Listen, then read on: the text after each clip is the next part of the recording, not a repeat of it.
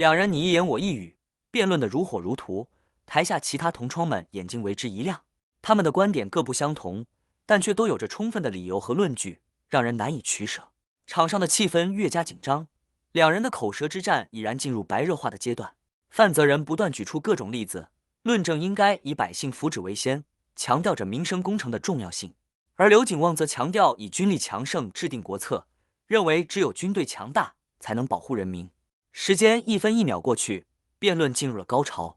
观众们屏息凝神，全神贯注地听着范泽仁和刘景旺的辩论，他们的思维碰撞出无数火花，让人惊叹连连。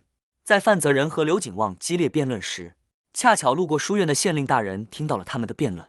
县令大人站在一旁默默地聆听着，脸上露出了赞同的微笑。他心中暗自感叹，国家又出现了如此优秀的年轻人，果真是后生可畏。范泽仁和刘景旺的才华让他感到欣慰，县令满意的点点头，暗暗下定决心要给予他们更多的机会和支持。这样的人才对于县城的发展至关重要。同时，县令的女儿也在一旁观看着辩论，她认出了范泽仁，心中不由得生出一丝惊喜，但她没有立刻戳破，而是悄悄地和县令说道：父亲，我觉得那位白衣院生的观点很好，他或许可以为县城做些事情。县令大人听了女儿的话，点了点头，心中也对范泽仁留下了深刻的印象。最终，在激烈的论战之后，裁判先生判了一个平局，范泽仁和刘景旺都没有落败，而是第一次达成了一种难得的平衡。两人此次的辩论成为了书院的一段佳话，他们展现了出色的辩论技巧和丰富的知识，赢得了台下其他同窗的赞赏和尊重。这场辩论不仅让范泽仁和刘景旺更加成熟，也让他们更加坚定了自己的信念。在外人眼中，他们水火不容，针锋相对，彼此之间的竞争非常激烈，但两人其实有着一种莫名的默契。在课堂上，他们常常能够发表各自的见解，偶尔两人也会欣赏对方的观点，分享彼此的心得。他们知道彼此之间的竞争推进着两人共同成长，但也正是因为有了对方，才能够更好地激发自己的潜力。然而，正是在这种竞争中，范泽仁和刘景旺的友情也在悄悄滋长。他们彼此尊重，彼此欣赏，共同努力着实现自己的梦想。他们之间的竞争不仅是一种刺激，更是一种成长。范泽仁，你的看法确实有道理，但我认为你忽略了一个重要的因素。刘景旺冷静地指出范泽仁的不足之处。范泽仁微微一笑，没有生气。有人能和他讨论辩驳，他很开心。柳兄说的有理，我这次确实有所忽略，谢谢你的提醒，下次我会更加注意。但柳兄的观点也有可以更精确的地方。范泽仁谦虚地回应道：我下次会说得更好。看不出是生气还是开心，刘景旺这次难得没有以前那样针锋相对。泽仁点了点头，笑而不语。在接下来的日子里，范泽仁和刘景旺不仅在学业上互相切磋，还在各种比赛中一较高下，从历史策略到诗词歌赋，无所不及。在书院中，范泽仁和刘景旺成为了一对不可分割的双子星。他们虽然有着不同的性格和观点，却都在追求着同一个目标。他们知道，只有通过彼此的努力和奋斗，才能够实现自己的理想抱负。最终，范泽仁和刘景旺都以优异的成绩完成书院的学业，踏上了各自未来的人生道路。虽然他们将走向不同的方向，但一样的是，都是为了国家，都是为了自己心中所愿。这天，就在泽仁为了下一步该往何处去而烦恼的时候，一位仆役送来了县令的信函，约他2日后来府邸相见。范泽仁早已听说过县令的好名声，知道他是将阳城治理得很好的功臣，这次受邀前往县衙，自己定然能够从中得到一些机会。徐大哥，县令大人邀请我前去县衙拜访，你觉得如何？范泽仁对旁边的彪虎询问道。彪虎神色间流露出一丝疑惑。县令大人为何突然邀请你前去会面？你见过他吗？范泽仁摇摇头道：从未，或许还有其他原因，但无论如何，这都是天大的好机会。你也和我一起去吧。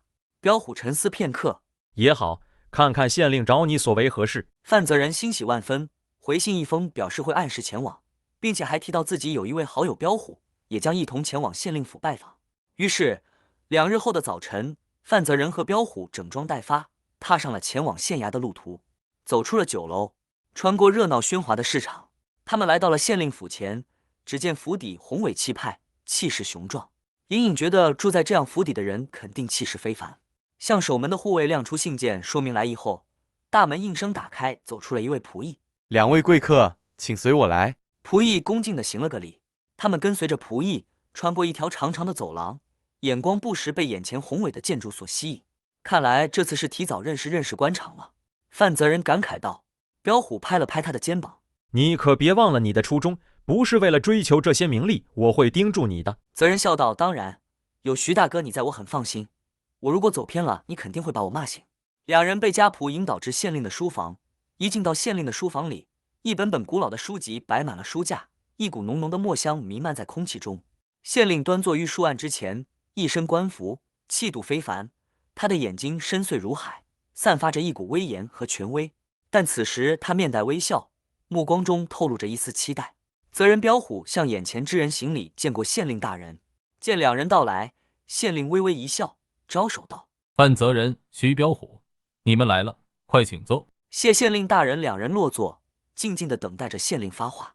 县令率先开口：“我姓萧，名明坤，是阳城的县令。实不相瞒，这次找你们来是有要事相商。”范泽人和彪虎听罢，无声的互望。果然，这次前来县衙，定然不只是单纯的拜访。泽人恭敬地回应：“大人请讲。”范泽人，你的才华和能力我已经有所闻，你可愿意成为我县令府的门客？县令的声音平静而有力，如同一股微风拂过，却又不容忽视。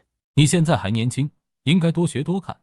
虽说你还未通过考试，还没有官职，但在我这你可以发挥所长。范泽人听后心中一动，他明白县令的用意，这是要给他一个机会历练。况且纸上谈兵终究是空谈，不如实际待在县令府邸，自己的成长肯定比只死读书更快。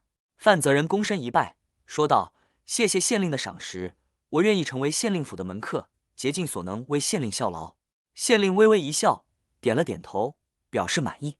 正当范泽人感到喜悦之时，他突然想起了身旁的彪虎，他知道彪虎也有着不凡的武艺和勇气，于是便提议道：“县令大人，这是我的好友徐彪虎。他虽然出身平凡，但武艺高强，是二品高手，对县令府肯定有益无害。”县令沉吟片刻，随即笑道：“既然你如此推崇他，就让他留下吧。你们两人可以一同留在府中，共同历练一番。当然，门客也不是强制的，当你们想走，随时都可以，我绝不阻拦。”身为县令，还如此体察人心，泽人心中的佩服愈浓，暗暗把县令当成自己的榜样。谢谢县令的厚爱，我等定会尽心尽力，不辜负您对我等的期望。范泽人和徐彪虎恭敬地说道。县令起身走到两人身边，笑着拍了拍范泽人的肩膀，说道：“好，我相信你们会做得很出色的，有任何需要就告诉下人。”谢过大人。县令见状，笑了笑，他期待着这两位年轻人未来的成就，也期待着能够与他们共同为民服务，改善百姓的生活。在县令府中，范泽人和彪虎受到了热情的款待，并且得到了许多宝贵的建议和指导。他们明白，只有坚持初心，努力学习，才能够在官场上立足，为百姓做出更多的贡献。几天后，县令来信：“胡家发生了盗窃案，已经查了2日，但没有结果。你和彪虎去看看吧。”随之而来的还有案件卷宗和通行证。